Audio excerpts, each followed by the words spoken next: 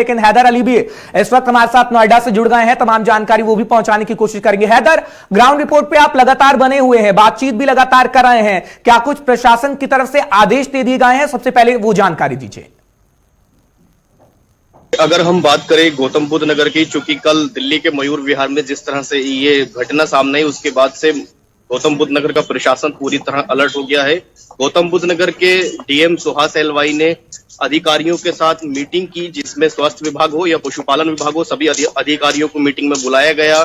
उनसे पूरी एक टीम बनाई गई, उस टीम को गठित किया गया और उनको साफ निर्देश दिए गए कि पूरे डिस्ट्रिक्ट के अंदर निगरानी रखी जाए। इसके अलावा जिला अस्पताल में 6 बेड का एक आइसोलेशन वार्ड तैयार किया गया है कि अगर इमरजेंसी में अगर यहाँ किसी तरह की कोई घटना पाई जाती है तो उसको तत्काल प्रभाव से जिला अस्पताल में जो वार्ड तैयार किया गया है वहां उसको एडमिट किया जाएगा। इसके अलावा अगर हम बात करें जिन निर्णयों में मीटिंग के अंदर फैसला हुआ है, जो ओखला पक्षी विहार है या सूरजपुर धनोरी वेटलैंड है, तो वो अभी विजिटर्स के लिए खुले तो रहेंगे, लेकिन नजदीक जाने पर पूरी तरह से पाबंदी लगा दी है। इसके अलावा आने वाले दिनों में कुछ लिमिटेड विजिटर्स को ही एंट्री मिलेगी और जो पक्षियों को करीब से देखने के लिए ओखला पक्षी विहार में वॉच टावर बनाया गया था, वो वॉच टावर अब बंद कर दिया गया है। आप दूर से ही पक्षियों को देख सकते हैं, नजदीक जाने की इजाजत नहीं है। इसके अलावा गौतम बुद्ध नगर का पशुपालन विभाग जो है, उन लोगों ने तकरीबन 165 सैंपल कलेक्ट किए हैं पूरे गौतम बुद्ध नगर से।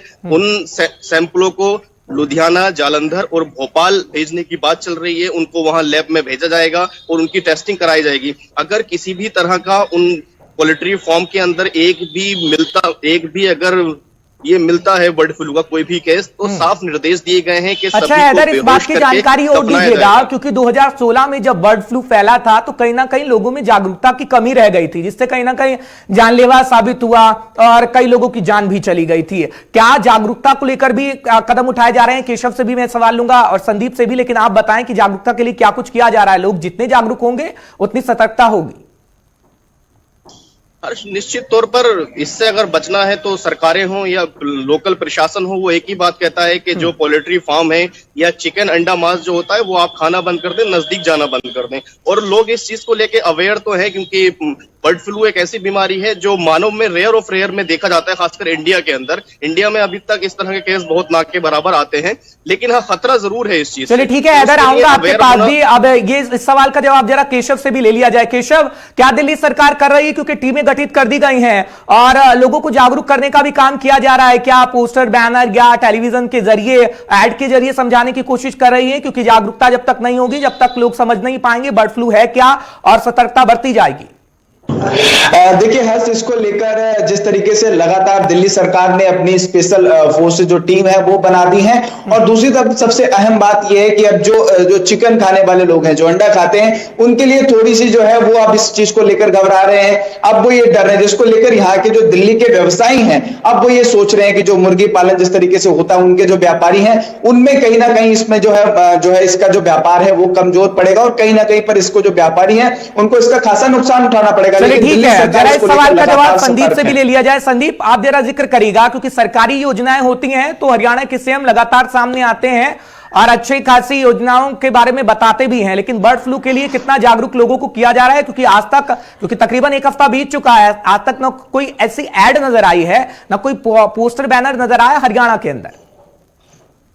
किसी तरह का कोई ऐड या कोई विज्ञापन सरकार की ओर से जारी नहीं किया गया जिससे लोग जागरूक हो सके, लेकिन जो पशुपालन विभाग है और जो स्वास्थ्य विभाग है वो जरूर लोगों को चेता रहा है और समझाने का प्रयास हो रहा है न्यूज चैनलों के माध्यम से या फिर जो है कॉन्फ्रेंस करके कि आप जो है पोल्ट्री उत्पादकों से रिलेटेड कुछ ऐसी चीजें ना खाएं और यदि खाते हैं तो फिर उनको 70 डिग्री से अधिक तापमान पर गर्म करने के बाद खाएं। और साथ ही उन्होंने यह भी आदेश दे दिए हैं कि जो बीमार पशु पक्षी होते हैं या फिर जो पंछियां रास्तों में यदि आपको नजर आते मरे हुए, उनको छुए ना और उनसे जो है दूरी बनाकर रखें, क्योंकि लगातार यदि इस तरह की बीमारियां फैलती हैं तो फिर बेहद ज्यादा परेशानी श्वास को लेकर और भी ज्यादा बीमारी बढ़ सकती है। एक तरफ से जहां कोरोना की मार है, श्वास के मरीजों की संख्या बढ़ रही है, तो वहीं यदि बर्ड फ्लू की बीमारी होती है तो वो भी कहीं ना कहीं सांस के चलिए मरीजों ठीक के है, लिए अब अधिक होती है। जरा ये जिक्र तमाम चीजें जो पोल्ट्री जागरूक करने उत्पाद के का लिए भी करना जरूरी है। हैदर, आप जानकारी दीजिएगा, क्योंकि कोरोना का कहर आया, अभी भी खैर कोरोना का कहर बना हुआ है, नुकसान काफी हुआ, व्यापारियों को काफी नुकसान हुआ।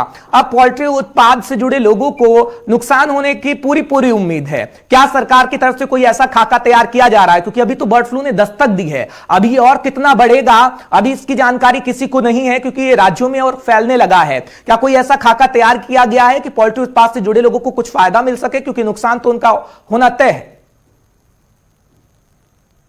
पर चूंकि देश अभी धीरे धीरे कोरोना से निकल ही रहा था कि बर्ड फ्लू ने दस्तक दे दी, लेकिन अभी अभी ये क्योंकि चूंकि इससे पहले 6 राज्यों में पुष्टि हो चुकी है, और अगर हम दिल्ली या यूपी की बात करें, अभी इस तरह कोई सामने नहीं आया है, तो ये कहना जल्दबाजी होगा। सरकार अपने अपने लेवल पर बेस्ट करने की कोशिश करती है, लेकिन हाँ, दिल्ली के अंदर एक चीज और है, चूंकि यहाँ गाजीपुर मुर्गा अंडा मार्केट है जो कि एशिया की सबसे बड़ी मार्केटों में शुमार है।